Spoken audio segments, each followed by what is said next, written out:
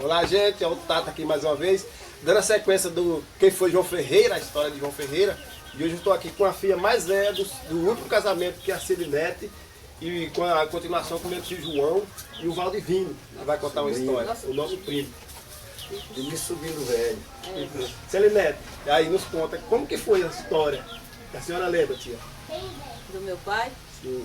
A história do meu pai é uma história muito gratificante e muito aproveitosa para nós, como o pai como exemplo, que nos deixou um legado muito importante em nossas vidas, que é o conhecimento, né, do ser humano como servo de Deus. Ele nos guiou nos caminhos do Senhor, porque eu já nasci já no lar evangélico, porque o tempo que ele passou com farra foi lá nos outros casamentos, mas com minha mãe eu já conheci já no lar evangélico. E só tem uma boa história. As coisas que meus irmãos mais velhos contam que ele praticava, para mim já não existe, né? No meu lado já não existe, porque não teve nada do que os outros passou. Comigo não teve. É interessante. Quanto mais a gente conta a história do meu pai, mas vai aparecendo, porque é uma página. Ninguém se assusta do que um disser é diferente do outro, porque foi detalhes. Detalhes. Foi detalhes. E em relação à disciplina de castigo, quando errava, quando a senhora errava, como que foi? Nossa, Apanhou? não, nunca apanhei não. Só com conversa. Nunca apanhei, apesar de tudo eu era mimado. Era mimado que era a filha primeira dele, mas da minha mãe era muito mimada por meus irmãos, era... Mas o Júlio aqui é prova disso. Chorona. Ele era um lado, era outro ponto forte dele. Era essa parte disciplinar. Que era um homem que Conselheiro. dificilmente você via um dos filhos dele reclamando que ele bateu, que ele bateu, que ele deu a surra.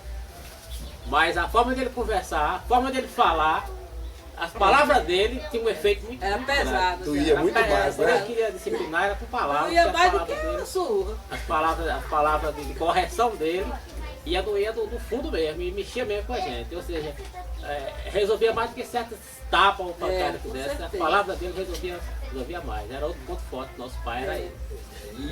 E uma coisa, assim, dando continuidade no que o João está falando, o mais forte dele, do meu irmão, era por ele ser um dos primeiros moradores, né, do quilombo, né? Ele viu a necessidade que o quilombo tinha, que ele aprendeu a caçar, ele mesmo fazendo as armas dele, né, como a espingarda, ele fazia um parafuso. Naquela época as pessoas não tinham nem agulha para comprar, ele fazia uma agulha, ele fazia uma espingarda. Ele era um conselheiro do quilombo. Ele era uma pessoa que, quando ele via uma criança, um mais novo, fazendo uma coisa errada, ele chamava e dava um conselho. E era uma pessoa assim, uma pessoa muito respeitosa, até porque ele era uma pessoa evangélica, uma pessoa que tinha o temor de Deus, era uma pessoa do povo, uma pessoa que realmente era quilombola. Ele nasceu dentro do quilombo, criou dentro do quilombo, morreu dentro do quilombo e também deixou seus filhos todos disciplinados também como quilombola. Por ele ser essa pessoa, eu gostaria que, eu não sei, Sandra, se a gente já pode mostrar as ferramentas, Pode. como que aqui está uma máquina, né, que essa máquina aqui a gente pode mostrar na câmera, né, que foi ele que inventou. Aqui faz o parafuso, faz o macho, faz a fêmea. Tudo foi ele que inventou. A memória dele, devido a ele ser quilombola, naquela época as coisas eram difíceis, ninguém tinha uma espingarda, ninguém tinha nada para matar uma caça, uma coisa para comer. E ele inventou essa ferramenta aqui que faz parafuso. Tanto faz o parafuso macho como a porca, a fêmea. É isso aqui, né? Aqui, gente, para o mundo, para a outra peça. Mostrar. Isso aqui foi uma peça que ele fez para fazer parafuso, uma furadeira. Como vocês podem ver aqui, ó, que aqui foi uma furadeira. Isso aqui foi um grande homem, uma inteligência imensa que ele teve de inventar uma furadeira sem gastar energia, que naquele tempo ninguém falava de energia. Ninguém. Então ele inventou, tudo isso aqui foi ele que inventou. Uma coisa dele, um projeto da memória, da mente dele. Ele inventou por necessidade, por não ter. Deixa eu ver. Então eu quero pedir pro meu tio João para mostrar aqui na prática como que funcionava isso aqui, essa furadeira. Funcionava assim, ó. Deixa eu ir pra cá. Mais certo. Aqui, ó. Ele. Tá? Ele furava qualquer pedra, qualquer ferro, qualquer... E aí furava, ó. Furava. Pode ver, ó. Furava, né? Furado. Qualquer utensílio que ele resolvesse furar com essa peça aqui, ele furava, porque ela foi feita já justamente para isso mesmo. Essa é a furadeira. Feita por ele mesmo. E aqui tem mais ferramentas, inclusive o meu tio João vai mostrar. Você lembra do nome, né, dessa ferramenta, tio? Esse era o macho. O macho. Esse aqui era o macho. Deixa eu sentar aqui. Esse era o macho que ele usava para fazer rosca, né? Ele pegava um buraco na peça, que seria a fêmea, né? Introduzia esse aqui. Ele mesmo fazia essa peça aqui. E ele, com o auxílio de uma chave também fabricada por ele introduzindo ela e fazendo a rosca. Com esse aqui. E tinha vários, ele tinha um conjunto de várias peças de acordo com a necessidade dele, mais grosso, mais fino. A rosca também era que ele precisasse também, ele já tinha também. E assim ele perfurava a barra de ferro fazendo a rosca já. Esse aqui era o macho também. Tá. E essa peça, ela casa com aquela que o Vladimir mostrou no início?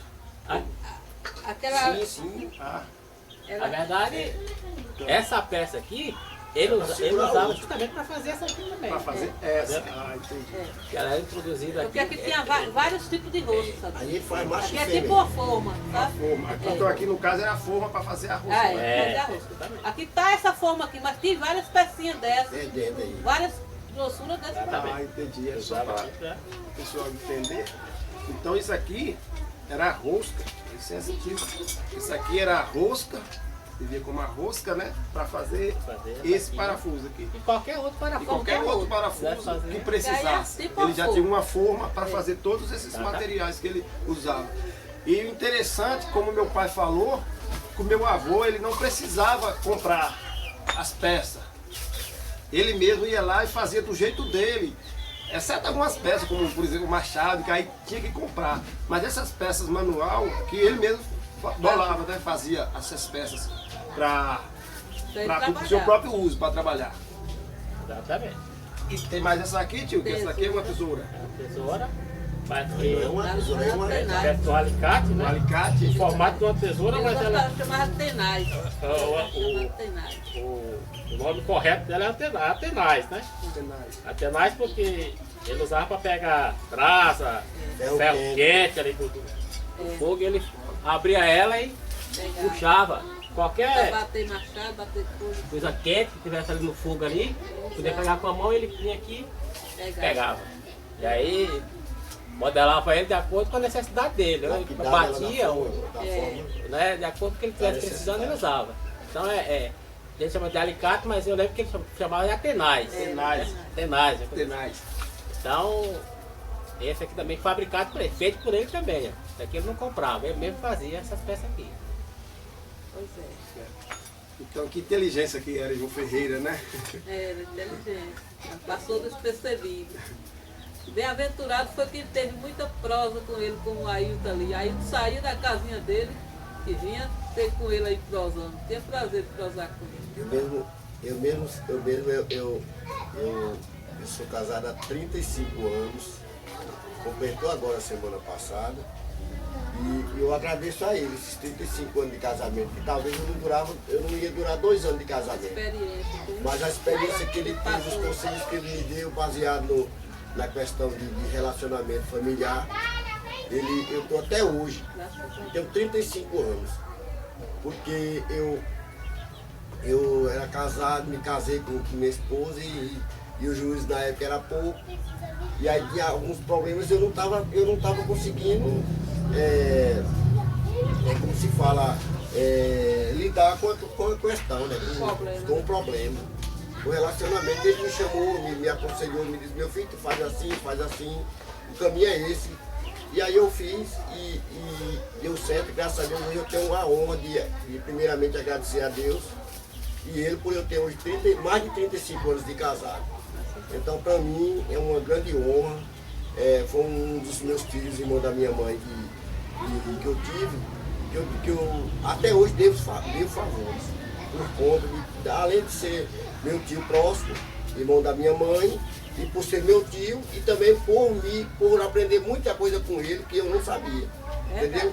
Eu cansei de chegar aqui, ver ele, apertando ele, vendo ele trabalhando, e ele estava aqui conversando com a gente, mas fazendo o trabalho dele, e também ao mesmo tempo aconselhando, aconselhando a gente, explicando, ensinando os caminhos que a gente deveria andar. Então hoje, se a gente está aqui, primeiramente a gente agradece a Deus e a atitude que ele teve diante de toda a família, todos os irmãos, todos os filhos e parentes dele, mais próximos dele. Ele era um homem, que nem eu acabei de falar, um conselheiro. Era um homem que morreu, mas inclusive ele até sabia, quando chegou perto da morte dele, ele mesmo disse que os dias dele já estavam sendo contados. Mas ele tinha a honra e a glória de falar para os irmãos da igreja que ele, naquele dia ele ia, como eu mesmo sou testemunho. E ele me chamou, Celeste, eu não sei se vocês sabem, mas ele me pediu para levar ele lá nas árvores para Melia. Ele me pediu a mim, mano. Isso aí eu estou dizendo você. Só carro, ele me pediu. gostando do meu primo Advino, Melia, que ele fala, é o irmão do João Ferreira, que também era meu avô. Um dos irmãos. Era meu avô, Exato. foi o meu avô, pai da minha mãe. Quando ele me disse, quando ele me chamou e me disse, que todo mundo sabe, nós somos família, mas ele era um homem que não gostava de viajar. Gostava não. Ele não ia em Chique-Chique, ele não ia em Itaguaçu, ele só era só dentro de casa, na tenda dele, fazendo as peças Ele dele. tirar o dinheiro, ele não gostava. Exatamente. Aí, ele só ia em Chique-Chique quando era o dia dele tirar o dinheiro dele. Só ia na cidade quando era o dia de tirar o dinheiro dele. E nesse dia ele me chamou aqui. Sabe as Ele aí na palavras. porta, Verdade. ele me chamou na porta e me disse assim, moço, Valvino, eu quero que tu me leva lá nas almas, moço, no Tabelinha. Eu digo, que vamos você, é o que você está querendo ir lá? Ele disse, moço, é porque tem muitos dias que eu vi Melia e eu estou querendo fazer, eu vou viajar. E eu digo, eu achei até meio estranho. Ele disse que ia viajar. Bem que ele vai em São Paulo, não está metendo a Paris, então eu subi lá. Quando ele falou até na igreja também, falou dentro da igreja, lá no culto da igreja, que os dias dele estavam próximos, que estava próximo, e ele queria deixar aquela palavra lá na igreja, que os irmãos levassem aquilo em conta, porque ele estava. Pediu até perdão também. Pediu até perdão Ele queria para algum cortar. dos irmãos, que se ele fez magoou. alguma coisa, ele queria que aqueles irmãos Tá. perdoassem ele, mas ele estava fazendo uma viagem, não sabia quando era que voltava. 2, 3 dias depois, Deus levou ele. Então foi uma coisa, era um homem preparado, um homem de Deus, um homem Sabedoria tremenda. Sabedoria tremenda. Interessante que eu queria cortar aqui o raciocínio do Valdemiro. E isso aí foi, essa certeza que ele tinha que os dias dele estavam chegando, é fruto da sabedoria dele. Exatamente. É fruto da sabedoria, porque ele não estava doente, ele não chegou a Não ficar estava acamado, doente, não. Trabalhou. Quando a pessoa está acamada, já sabe que está Deixou o chegando. trabalho para fazer no outro dia. Ele trabalhou no dia, e por incrível que pareça, minha mãe falava para mim, que no dia que ele faleceu, ele pediu para ela preparar algum caldo para ela, preparar alguma coisa para ela, que foi o tempo dela sair. Quando ela retornou, ele tinha batido. O momento exato da morte dele, ele sabia. A sabedoria dele. Ele era tão inteligente, João, que nem você acabou de falar, que ele não estava doente para morrer. Ele não tinha doença, ele não estava acamado, ele não tinha doença que empatava ele trabalhar, ele fazer os trabalhos dele. Ele não tinha nada. Mas ele sabia que Deus deu a sabedoria a ele. Era uma experiência própria que ele quis. Sim, Que ele falou e disse. E foi provado. E Celinete, com quantos anos ele veio falecer? 88 anos. Aliás, ele não morreu com 88 anos, morreu com 87, porque ele ia fazer em dezembro. Em dezembro. 88. 87 anos. Celinete, mudando um pouco de assunto, a gente sempre fala, né? Como falando de homens inteligentes, é que a gente quer saber um pouquinho sobre Miguel. O moço Miguel também foi outra pessoa inteligente também, né? Filho dele, muito inteligente também. Mas se eu falar a verdade, eu não tive muito convivência com ele, porque por o fato dele estar Ser o mais velho, né? ser o mais velho. Ele teve, quando eu me entendi, ele já não estava mais no nosso habitat. Já estava lá, já tinha para Chique-Chique, mas eu conheci bem a oficina do meu irmão ali de Chique-Chique. na rua Alpides Nogueira, a oficina muito bem equipada, cheia de carro mesmo, muito inteligente meu irmão também. Equipamentos. Equipamentos, tudo. Trabalhava já de uma forma mais pesada no metal, metalúrgico mesmo. Trabalhava já de outra forma. Não era bem seguidamente, porque ele já estava mais um pouco avançado, porque já tinha energia, né? Já tinha as coisas com energia, mas trabalhava bem também meu irmão, muito inteligente. E muito querido também. E o Miguel já era filho dele com outra esposa, por isso que ela não teve esse contato total com ele, que fazia parte do filho dele com outra mulher que ele teve. É a mesma mãe do e é dos mais velhos. E da Ginovéia. Tá bem. E quando, voltando um pouquinho atrás, quando a gente começa a falar eu falei. de João Ferreira, Quando a gente começa a falar de João Ferreira, é sinônimo de tanta coisa, é sinônimo de alegria, é sinônimo de prazer, sinônimo de sabedoria e sinônimo de inteligência. E realmente, aí voltando para Miguel, que era o filho dele mais velho, Miguel herdou muita coisa dele também. Que naquela época, Miguel também já fazia, já ajudava ele na terra a fazer algumas coisas, fazia espingarda. Mas e também ajudou a fundar o Quilombo. A história do Quilombo começou de Miguel. Miguel foi que introduziu, que nos deu essa ideia de nós formar nosso Quilombo. O Quilombo aqui do município, dentro do município de Itaguatu, veio ele através de Miguel. Foi um dos fundadores, dos fundadores mesmo, foi Miguel. Porque a história foi dele. Meu tio João nasceu, mas meu tio João nem assim no caso, no fato, já foi Miguel que trouxe essa ideia do Quilombo. Porque realmente quando se fala no Quilombo, se fala de pessoas que viviam dentro do próprio Quilombo, produzia dentro do Quilombo, fazia tudo dentro do Quilombo, comia, caça, era tudo. Quando se fala no Quilombo, se fala de tudo isso. Vivia do suor do seu rosto, vivia do plantio da mandioca, do plantio de algodão, do plantio do milho, da melancia, da abóbora e da própria caça, do peixe, da caça do mar. É exatamente isso. E essa ideia foi quem trouxe de formar o Quilombo, foi Miguel. Foi Miguel Ferreira, filho do velho João Ferreira. Então, para nós hoje, eu me sinto muito honrado e muito orgulhoso de fazer parte dessa família, de ser sobrinho do meu João Ferreira. Para mim é um orgulho muito grande, é um prazer que eu tenho. Sou muito honrado por eu ser sobrinho dele e filho de uma irmã dele. E também, graças a Deus, pelas misericórdias de Deus, me sou muito bem me educado. Apesar que quando ela morreu, eu fiquei muito pequeno, mas eu lembro de muitas coisas que ela deixou. E o resto das coisas eu aprendi com ele, com meu irmão. Gente, então, não cortando o roda de vídeo, mas como o vídeo tem muita história para contar, mas e a sequência da história de quem foi João Ferreira continua.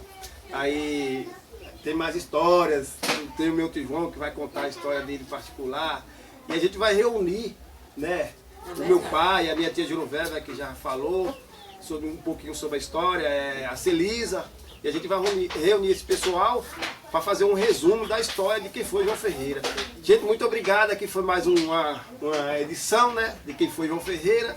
Muito obrigado, Valdivino, tia Celinete, por participar. Obrigado mais uma vez, meu tio João. Gente, é isso aí, canal Tati Elas. Obrigado. Obrigado. Tchau. Obrigado.